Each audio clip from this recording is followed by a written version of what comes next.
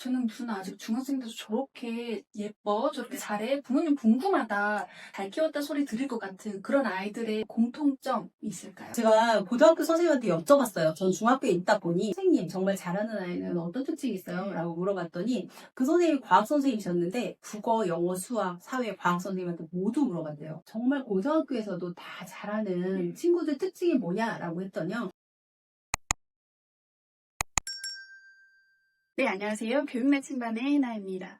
저희 아이가 초등 6학년이 되고 나니까 제일 관심 있는 것들이 중등이거든요. 네, 중등 생활을 어떻게 할까? 또 중등에서 잘하고 있는 아이들은 또 어떻게 할까가 좀 많이 궁금했는데요. 오늘 그 궁금증에 대해서 아주 속 시원하게 말씀해 주실 귀한 분을 모셨습니다. 작가님 직접 소개 부탁드릴게요.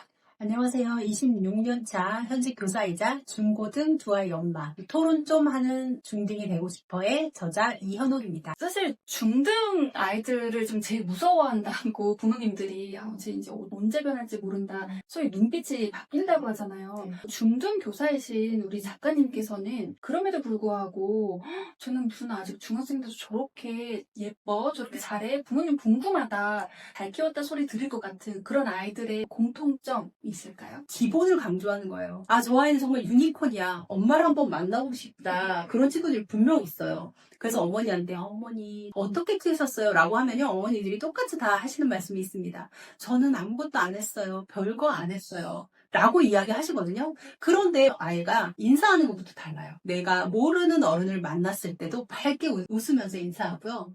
어려운 친구가 있으면 배려하고요. 이거는 뭐 유치원부터 알고 있는 기본이잖아요. 그런데 그런 것들을 강조하면서 키우신 거예요. 그래서 내가 특별하게 정말 난 토론 잘하는 아이로 키울 거야. 사례를 알아봐가지고 할 거야. 이런 욕심이 아니라 기본에 충실한 아이로 키우겠다라는 생각이 굉장히 강하시거든요. 그래서 그렇게 키운 아이들이 대체적으로 태도가 좋아요. 태도가 좋은 아이들은 그 밖의 것도 잘 성취해내는 특징이 있거든요. 그래서 요즘 중학생 맞아? 라는 생각이 들 정도로 그런 아이들 부모님들은 굉장히 겸손하시고 기본의 인성을 강조하시는 특징이 있습니다.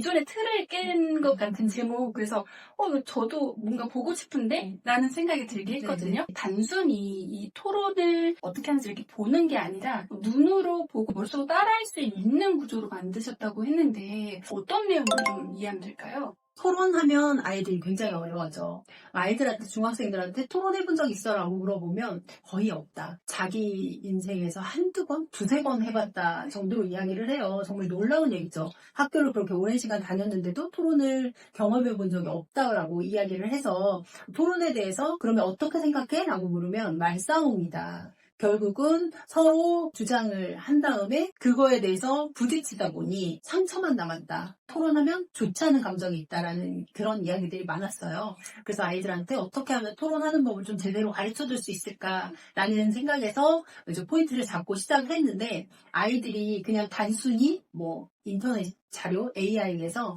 찬반 토론 농지만 찾고 그런 토론으로만은 재미를 영 못 느낄 것 같아서 포인트를 좀 잡았습니다. 첫 번째는 중고등 아이들의 그 코멘트를 좀 받았어요. 저희 집에 중고등 아이들이 있다 보니까 어떤 소재로 시작을 하면 좋을지 그리고 이 주제에 대해서 너희들은 어떤 대화를 나눠? 이런 거를 물어서 좀 여는 글로 시작을 해요. 그래서 아이들이 흔히 할 만한 대화 그리고 주제에 대해서 찬성과 반대의 논거를 쭉 설명을 해주고 정리를 합니다.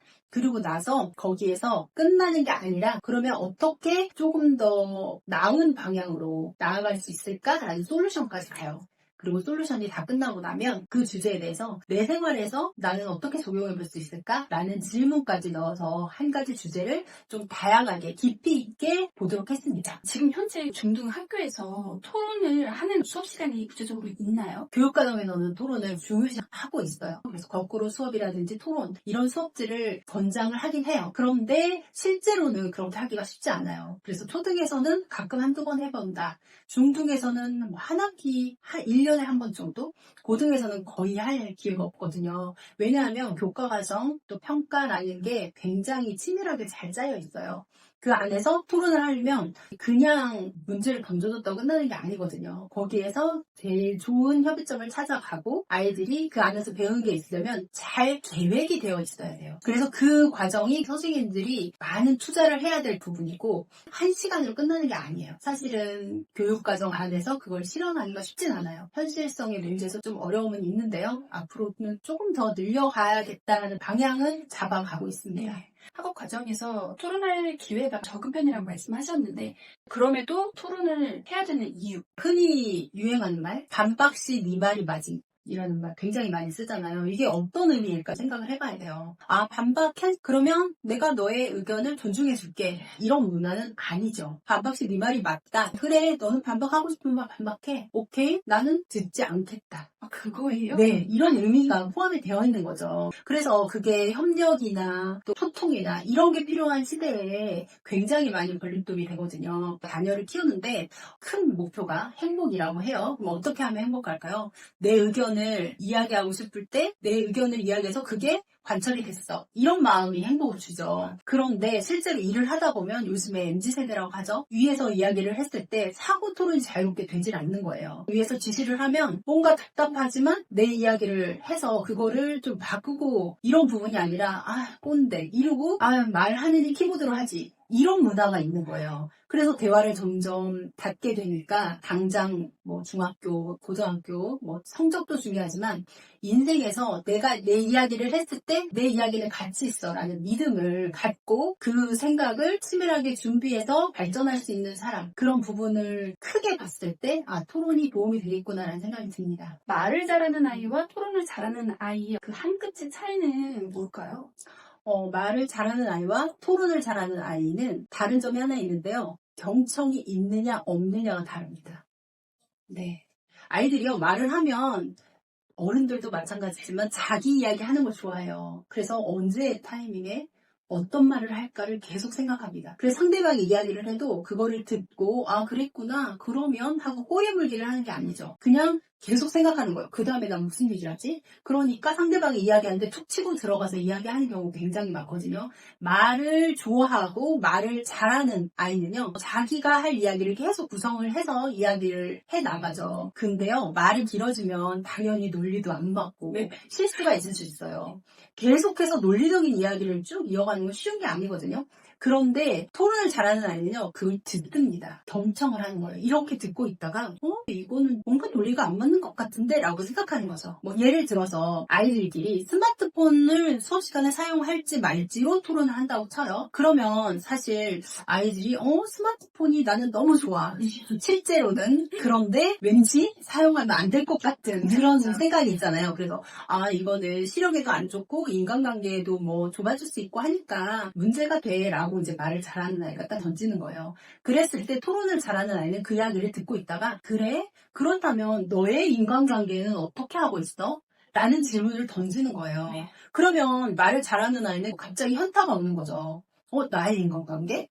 여기로 한번 딱 멈춰서 생각할 수 있으면 분위기가 확 전환이 돼요. 그러면서 그때 아이가 잘 듣고 있다가 진짜 스마트폰 사용하는 게 인간관계에 해가 될까? 라는 질문부터 시작을 하면 다시 토론이 깊어지고 생각할 거리들이 많아지죠. 아이들이 정답 강박이 있어요. 왜냐하면 평가를 받잖아요. 내가 이런 이야기를 했을 때 어떤 평가를 받을까? 정답을 말하고 싶다라는 생각이 굉장히 많거든요. 그러니 토론을 할 때도 내 생각을 자유롭게 이야기하지 못하고 뭔가 사회적으로 긍정적인 방향으로 이야기를 하다 보니 거기에서 내 생활과 좀 유리된 말이 나와요. 그런데 토론을 잘하는 아이는 그걸 듣고 있다가 정말 너 생활이 그래? 라고 이야기하는 거죠. 제가 책에서도 토론 후 톡을 넣은 게 그런 이유예요. 그래, 찬성 반대 의견은 알겠어. 그러면 진짜 스마트폰을 수업 시간에 사용 안 해도 괜찮겠어? 라고 문제를 던지는 거죠. 그러면 저쪽 멀리 떨어져 있던 토론 주제가 내 안으로 생활로 들어오면서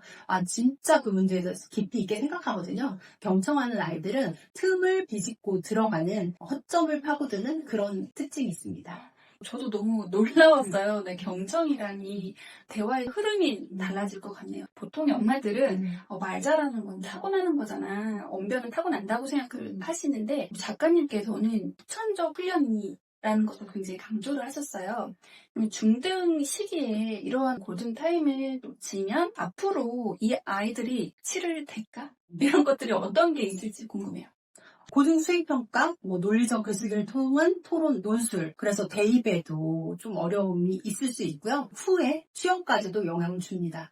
예를 들어보면 고등학교에서는 중학교보다 수행평가라는 게 비중이 더 늘어나고 굉장히 중요해지거든요. 그럼 수행평가를 생각해보면 대부분이 글쓰기가 많아요. 논리적인 글쓰기. 그러면 토론을 한다고 치면 토론을 할 때 어떻게 하죠? 두 가지식으로 자기 주장을 먼저 말하고 근거를 하나, 둘, 셋 이렇게 말하는 것을 계속 연습하게 되잖아요. 그러면 당연히 논리적인 글쓰기에 도움이 되겠죠. 그리고 토론을 통해서 다른 사람의 의견을 듣게 되잖아요. 다양한 관점에서 그 의견을 접하다 보면 생각이 깊어져요. 그러면서 중학생 이꼬르 고차적인 사고력이 늘어나는 그 시기와 같이 맞물리는 거예요. 아이의 성장과? 네. 찬반 토론을 제가 중중에 넣은 이유가 그때 고차원적인 사고력이 폭발할 때 내가 논리적으로 뭔가 말하는 방법을 배워두면 논술이나 면접에 또 도움이 되죠. 그래서 수업 시간에 이렇게 적극적으로 자기 의견을 이야기하는 친구라면 학생부 기록에도 좋게 남을 수밖에 없겠죠. 자기주도력이 뛰어나고 탐구력이 뛰어난 학생이다 라고 쓰여질 가능성이 많습니다. 대학에서 필요한 학업 역량이나 인성, 전공 적합성을 평가할 때도 이런 토론에서 논리적으로 자기 주장을 펼치는 게 도움이 되겠죠. 이어서 대학이 끝이 아니잖아요. 이후에는 또 취업이 걱정인데 대기업에서도 인재상이 좀 바뀌고 있거든요. 예를 들어서 예전에는 스카이 나오는 학생이면 오케이 였다면 이제는 소통과 협력을 중요시하는 방향으로 바뀌고 있어요. 그래서 같이 토론을 하면서 우리 기업의 가치를 높일 수 있는 방법은 뭐가 있을까? 토론을 통해서 방법을 찾아가는 과정을 보는 거예요. 거기에서 제대로 소통하고 협력할 수 있는 사람을 뽑거든요. 그래서 요즘에 대학생들 취업이 힘들다고 하잖아요. 그런데 이 친구가 50대들과도 원활한 대화를 할 수 있는 친구라면 어떨까요? 굉장히 매력이 있죠. 네. 그래서 제가 아는 어떤 친구는 어벤져스 이야기를 아빠랑 영화를 엄청 오래 본 거예요. 그러니 알고 있는 게 많잖아요. 그래서 그걸로 직장인의 상사들과 얘기를 하니까 쟤는 이런 걸로 대화가 통하네. 일단 소통이 되니까 다음번에도 다른 친구보다 그 친구를 더 우선시 주는 그런 방향이 되는 거죠. 요즘에 너무 잘 되어 있는 AI 기술에 의지를 해서 정보를 찾는 아이들이 많은데요. 이 AI가 대신 할 수 없는 인간만의 토론 근육이 구체적으로 무엇이고 또 이 책은 그 근육을 어떻게 단련시켜주는지가 궁금해요. AI는요, 대체적으로 비슷한 답을 내놓죠. 누가 묻느냐에 따라서가 아니라 질문이 같다면 같은 답을 내놔요. 그렇다면 내가 어떻게 질문할 수 있고 거기에서 나만의 답을 어떻게 찾는지가 인간만이 가진 특기가 될 것이고 장점으로 키울 수 있는 부분이 되겠죠. 제가 수업을 해보면 아이들이 그래요. 그래서 굉장히 답을 쉽게 찾습니다. AI에 넣어서 순간 나오는 답을 막 써요. 그러면 이제 저는 너무 답답한 거죠. 그럴 때는요, 제가 책에서도 다뤘는데, 자기 생활에서 나만이 할 수 있는 이야기로 변형을 시키면 돼요. 그러면 토론 근육을 키울 수 있거든요. 예를 들어서 시험에 대해서 찬성, 반대, 솔루션까지 다 AI가 찾고 책을 의존해서 찾았어요. 그러면 거기에 대해서 이제 물어보는 거예요. 시험이 안 좋다라는 이야기가 많으면 우리는 시험 대신 어떤 평가 방법을 쓸 수 있을까? 너라면 어떤 방법을 쓸래? 라고 물어보는 거죠. 단순히 반대로 끝나는 게 아니라 네네. 자기만의 생각을 끌어내는 거예요. 성적을 내가 가장 잘하는 걸로 순서를 정한다면 너는 그럼 뭘로 할 거야? 이렇게요. 이거는 AI가 답할 수가 없는 거잖아요. 너는 어떤 거를 너의 가장 큰 장점으로 내세울래? 이렇게 묻는 거죠. 그리고 성적을 스토리북으로 만든다고 해. 그러면 너는 그 스토리에 너를 가장 잘 드러낼 수 있는 스토리로 뭐를 넣을 거야? 이렇게 생각을 하면 이거는 AI가 너란 사람이 누군지 모르기 때문에 할 수 없는 거잖아요. 그런 식으로 연습하게 넣거든요. 단순히 찬성과 반대의 논지만 알아서 그런 게 있구나라고 끝나는 게 아니라 나라면 어떻게 할까? 내 생활에서 어떻게 적용할 수 있을까? 이런 부분들을 생각하면 나만의 토론 근육, AI와 다른 인간만의 장점을 가질 수 있습니다. 아이들과 대화를 하고 싶어서 우리 부모님들이 오늘 어땠어? 돌아오는 답이 몰라요. 뭐 좋았어? 그러면 아니 뭐 그냥 단답형으로 끝내는 아이들이 대부분이잖아요. 이런 아이들과 좀 가정에서 토론을 할 수 있는 가정 분위기를 만들기 위해서 당장 오늘 부모님들이 바꿔야 할 어떤 대화의 기술이 있을까요? 그냥? 어떤 말을 해도 비난받지 않는 안전한 상황을 만드는 게 중요해요. 자, 부모가 이야기를 했을 때 몰라 대답을 한다. 그러면 나는 아이한테 과연 무슨 질문을 하고 있지? 라고 되새겨보실 필요가 있어요. 뭐 대한민국 엄마의 6대 언어, 뭐 답은, 숙제는, 학원은, 스마트폰 그만해, 그만 자. 이 비난이 섞이고 판단이 섞인 이야기가 되게 많은 거예요. 그래서 일단은 그렇지 않은 분위기를 만드는 게 필요해요. 그래서 처음으로 필요한 게 비판 금지예요. 흐름에 안 맞는 터무니없는 이야기를 하더라도 아휴 네가 그렇지 네 라고 하는 게 아니라 그렇게 생각할 수도 있구나 라고 하면서 목적을 정해주지 않는 거예요. 논지에서 벗어난 이야기를 하더라도 기꺼이 받아줄 수 있는 분위기가 필요해요. 왜냐하면 좋은 생각이라는 건요, 내가 정말 이 주제에 대해서는 더 이상 할 말이 없어 라는 순간 나오거든요. 그래서 아이들하고 엉뚱한 상상력 질문이라든지 무슨 말이든 할 수 있게 분위기를 만들어줘야 돼요. 아이가 무슨 말을 했을 때 엄마가 이거 뭐라 하지 않을까? 라는 생각이 들지 않게 아주 자유로운 분위기를 만들었는지 그거를 체크하시면 좋겠습니다. 저는 이 책 제목 굉장히 신선하다고 생각을 했어요. 그러니까 토론을 좀 하는 수준을 넘어서 토론을 통해서 좀 변화된 그런 사례까지 혹시 경험하신 게 있으시다면 나눠주시면 좋을 것 같아요. 토론을 몇 번 해서 정말 훌륭한 아이로 컸다. 내 아이는 토론을 몇 번 했더니 성장이 대단히 있었다. 네. 라고 하는 것 자체가 사실은 어불성설이거든요. 이게 한 가지 요소로만 해서 아이가 막 영향을 받아서 크는 것도 아니고 뭔가 정답이 딱 있는 게 아니에요. 그래서 토론을 하면 스카이, 대기업 제가 처음에 말씀드렸지만 그렇게까지 당연히 이어지는 건 아니거든요.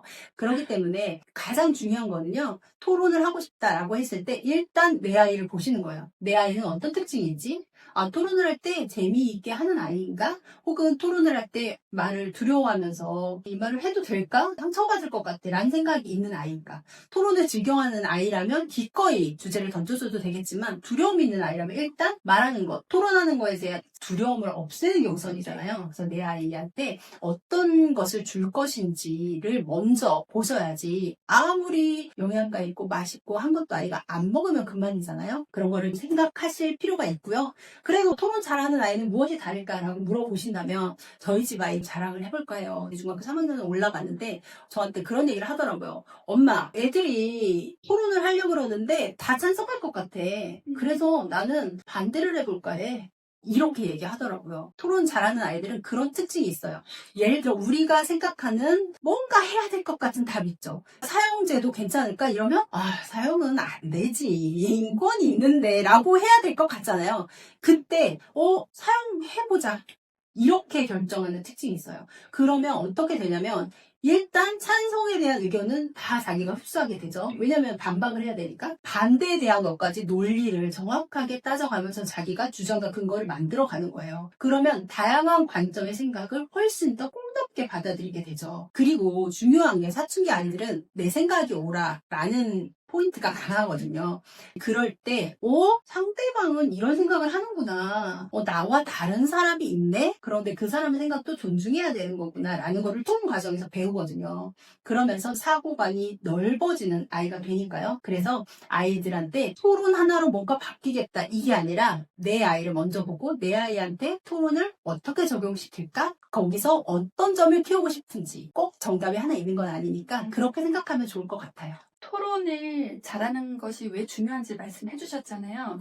그런데 그런 생각이 있어요. 사교육을 많이 받은 아이들, 특화된 교육을 받은 아이들만 잘하는 영역이 아닐까라는 생각을 하는데요. 이걸 생각해보면 답은 간단히 나오는 것 같아요. 예를 들어 수학학원에 다닌다. 그러면 모든 아이가 1등급을 받나요? 아니잖아요. 네. 마찬가지입니다. 솔직히 부모인 나도 토론을 제대로 해본 적이 없어. 그래서 나는 잘 못 가르칠 것 같아 라고 하는 두려움이 있으시거든요. 그러면 토론에 대한 이야기가 잘 선별된 책이나 비디오, 영상 이런 것들을 활용해서요. 일단 한번 해보는 거예요. 가정에서의 토론 연습이 굉장히 중요하거든요. 예를 들면 아이가 이제 7살이어서 학교에 들어가기 전에 이사를 가야 돼요. 그래서 나는 어디로 가야 되지? 학군이 중요한데 내 아이한테 정말 좋은 친구를 만들어주고 싶어. 부모님들이 굉장히 고민 많이 하시잖아요. 7살에 이사를 할 때 저희 아이한테 물어봤어요.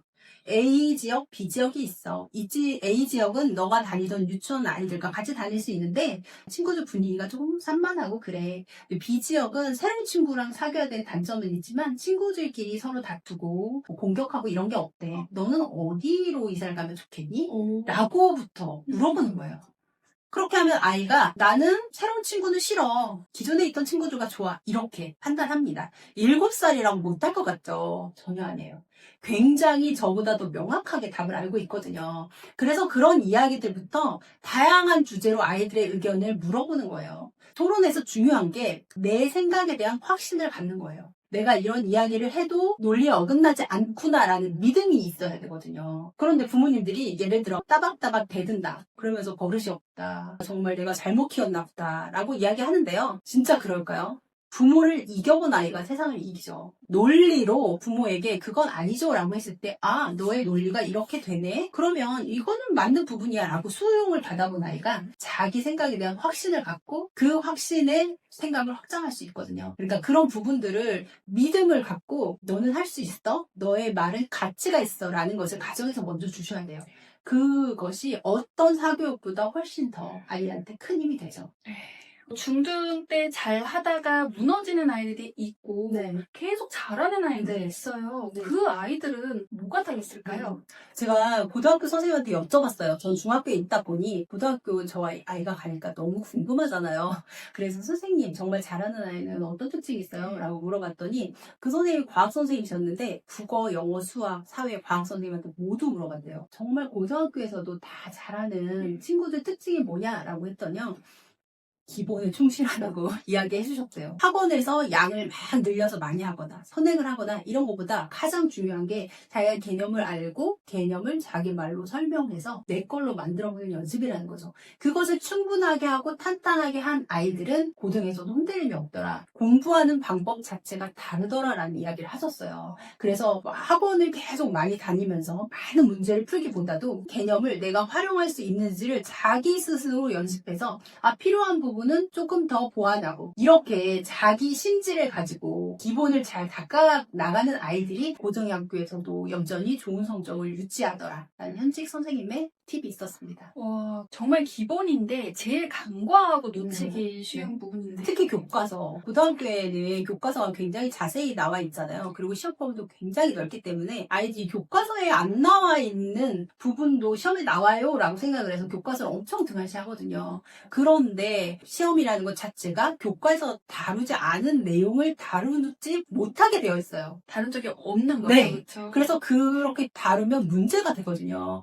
그렇기 때문에 선생님들이 교과서를 기본으로 문제를 하는데 우리 아이들 집에 가보면요. 교과서는 저기 던져놓은 지 오래고 문제집만 이렇게 쌓여 있거든요. 그래서 기본을 더 충실하게 하는 것이 고등학교까지도 유지하는 방법입니다. 얼마 전에 수능 만점자들 나와서 하는 말 들어보셨으면 저 아이니까 한 거 아니야 라고 하실 수 있는데 상상부 선생님한테도 여쭤봤거든요. 본인이 본인 의지를 가지고 하는 아이가 끝까지 버티더라. 엄마가 끌고 가는 게 아니라 네, 그런 아이들은 결국은 다 손을 놓게 되더라. 그런데 이런 이야기 하면 이제 어머니들은 우리 아이는 의지가 없는데. 맞아요. 좀 약간 네. 오히려 더 자신감이 떨어지고 네. 우리 아이 어떡하지? 이런 네. 생각하실 수도 네. 있을 것 같아요. 그때 제가 말씀드리는 거는 결핍입니다. 결핍의 힘이에요. 그래서 제가 아이를 키우다 보면 저도 그렇거든요. 우리 아이가 덜 힘들었으면 좋겠어요. 그래서 내가 좀 더 편한 방법으로 찾아줘요. 공부를 할 때도 이런 식으로 하면 편해 라고 해서 막 스케줄도 다 짜줘요. 왜냐면 이렇게 하면 시간을 줄이면서 너가 덜 힘들면서 할 수 있어 라고. 그게 공부뿐만 아니라 모든 일상에서 다 그렇거든요. 결핍이 없으면 아이들이요 절실하지 않습니다. 일단은 아이를 불편하게 만들어 보세요.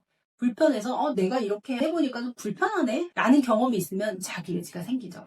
어떻게 개선하고 싶잖아요. 그런데 나 가만히 있어도 엄마가 다 채워준다. 이렇게 하면은 굳이 내가 할 이유가 없잖아요. 그러니 그런 부분들을 좀 생각하셔서 결핍을 만들어주시면 좋을 것 같아요.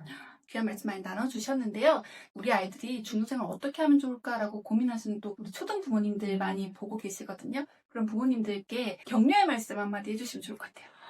초등에서 중등으로 바뀌면 굉장히 두려움이 많아요. 달라졌는데 괜찮을까? 그리고 본격적으로 입시 레이스에 들어가는 중학교에 들어가다 보니 아이도 부모도 굉장히 긴장합니다. 그래서 아이한테도 자꾸 푸시하고 힘을 실게 되는데요. 실제적으로 제일 중요한 거는 아이를 믿어주시는 마음이에요. 그래서 아이가 뭔가를 하고 왔을 때 진짜 힘든 점이 있었어? 그래도 너는 잘할 수 있을 거야. 라는 믿음이 제일 중요하거든요. 부모만 긴장하는 것 같지만 학기 초가 되면 아이들도 엄청 긴장해요. 그래서 마치 초등학교 1학년에 입학한 아이들처럼 막 눈이 동글동글해서 좀 잘하고 싶은 마음 다 있거든요. 그럴 때 부모가 집에 왔을 때 잘했어. 너는 잘할 수 있는 아이야. 라고 한 번 더 믿어주셨으면 좋겠어요. 그러면 아이는 아이가 가진 것 이상으로 성장할 것입니다.